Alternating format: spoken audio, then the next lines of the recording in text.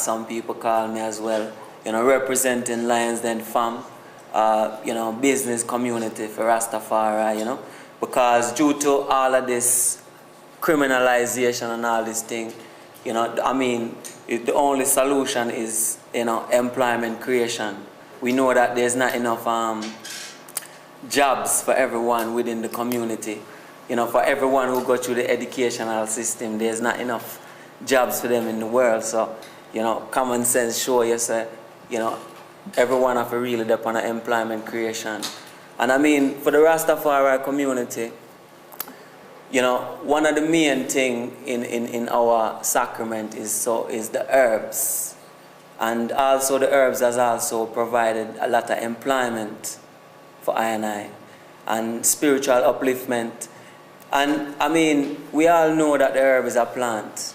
But the fact of the matter is that, you know, we realize that our rights, you know, your inalienable rights that you're born with as a divine being, you know, with a living soul, you know, has been taken away from I because he who don't know his rights is assumed to have none.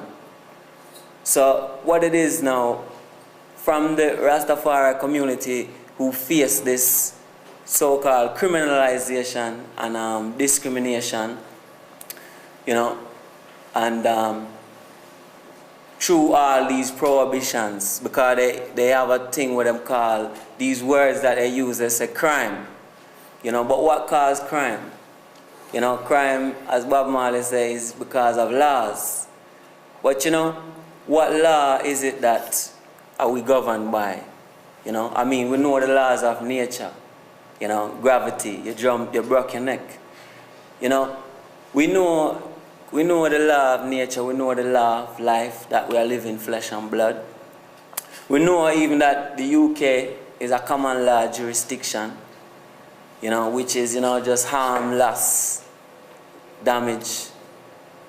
But we don't really know about these statutes and acts and policies, you know, which the police enforce, you know, upon the community, and these government make statutes that we all act like statues and act in accordance to a law, which I do not know. From the Rastafari perspective, you know, we always stand royal despite the criminalization, you know, because we realize the benefits of the herbs for I. Like, for example, when I was a young child, I suffer from very, very bad asthma. And I mean, you know, despite all the medicine and the inhalers and these things and injection that the medical people who don't want to cure disease anyway impose wasn't good enough to cure I, but it was some herbs cure in the right way within the Rastafari culture, which cure I within a couple of days. So I always knew from a young age that, you know, the more or less the one that they call illiterate, you know, actually know a lot more than the one who gone through the educational system, who's been taught to think a certain way. I mean, the whole Western society is governed by left-sided brain thinking, you know, which is words, and the right side of brain are active, whereby there's nothing spiritual, there's not even understanding of the words. Someone could put cherry upon this bottle and put a poison in it and give it to you and you drink it. And just because the word said cherry. So criminalization, drugs again, what's that? Drugs to me would be anything unnatural. And who is the king of unnatural drugs? Which would be the medical people them. You know, the medical societies, you know, the big industries running their thing. Everything in the medical industry is synthetic. So at the end of the day, we can't understand why you'd call a herb a drug. Can't understand why you'd try to oppress, you know, a group of people who grow herb use it for upliftment, whereby we can we come forward, spread love, peace across the world. I mean, we're not talking about the skunk like the warrior mentioned earlier, which yes, you know, certain damages are going within the community, and drugs are killing people. That have to deal with on a separate issue. But for the plant section of things, we have to keep it natural and never ever give up our rights. And our I and I right as natural people, living soul, this is the only way we can change the so-called runnings of the system, because as you hear all the reasoning, it's a big topic, but it all stems from what? Capitalism. Capitalizing on everything which I and I have.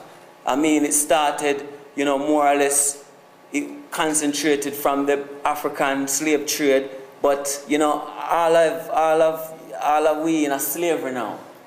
You know, it's bounded by these laws, so-called laws, where I don't know about, you know, and forced upon you because you don't know your rights. You know, no one know their rights. No one hold up your human rights as the flesh and blood, divine being. When you clearly see everything wrong, you clearly watch the videos them in YouTube, and we clearly see the manipulation and the control that is happening within the community. But yet still, you know, we're not wise enough to do anything about it. And because we've been trained in a mental way to accept these things, we don't know if we break free from it. But with the Rastafari community who break the rules as set by their society and get criminalized for it, it opened I and I up to a higher realms of overstanding. Because that's why they don't like no one who come from jail or anything, because you've already rebelled against the system. So that's why on every farm you see, do you have a criminal record? Because you can't get into certain aspects or areas of community anymore. So there you go again, no employment. And I mean, so it's a big topic, and I think the key point is to know your rights and stand up for them, you know. And if the country that you're living in, you know, is representing common law, well, common law is what we adhere to. If there's a statute or an act that is imposed upon you which violate your right to live, you know, free as a divine being, a living soul, flesh and blood, you have to know your human rights.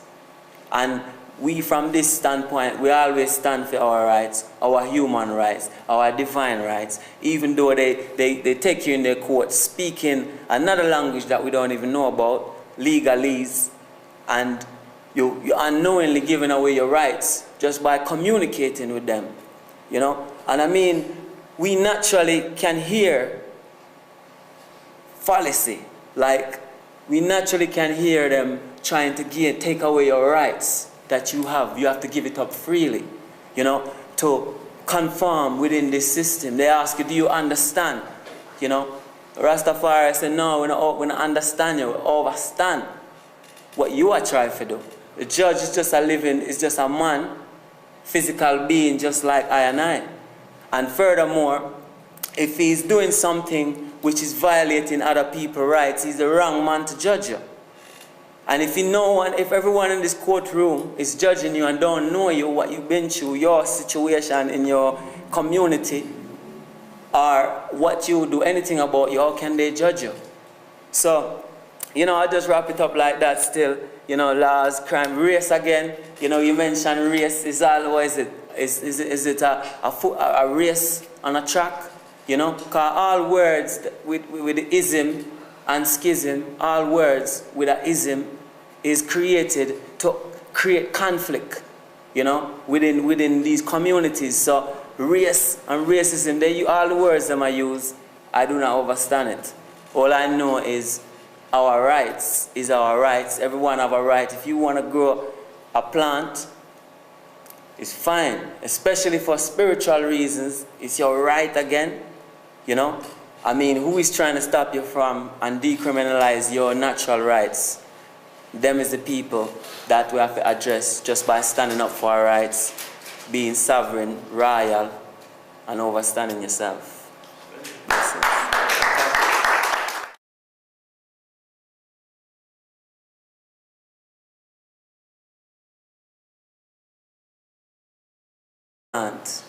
But the fact of the matter is that, you know, we realize that our rights, you know, your inalienable rights that you're born with as a divine being, you know, with a living soul, you know, has been taken away from I and I, because he who don't know his rights is assumed to have none. And I mean, for the Rastafari community, you know, one of the main thing in our sacrament is the herbs.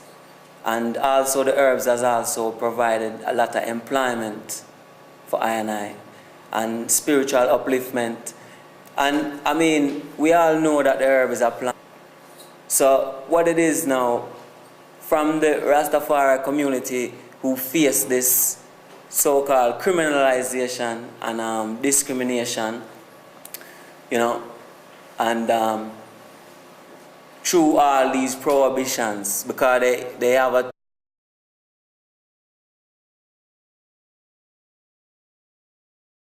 some people call me as well, you know, representing Lions Den Fam, you know, business community for Rastafari, you know, because due to all of this criminalization and all this thing, you know, I mean, the only solution is, you know, employment creation. We know that there's not enough jobs for everyone within the community. You know, for everyone who go through the educational system, there's not enough jobs for them in the world. So, you know, common sense show you say, you know, everyone have to really depend on employment creation.